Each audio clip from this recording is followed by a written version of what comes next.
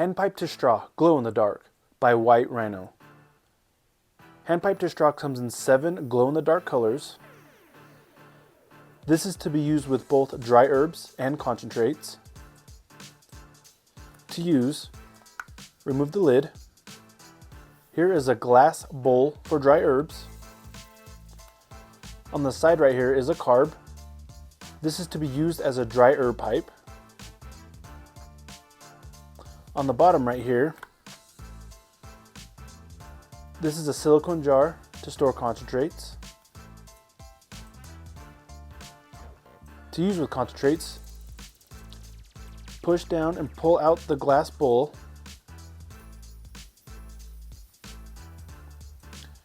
Right here, this can be used as a glass straw for concentrates. Push it into the hole and push it down in. Add the lid.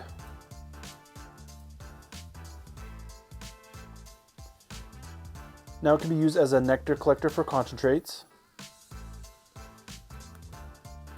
When you're done using, take the lid off, push the bowl out, rotate it and push it into the body of the silicone.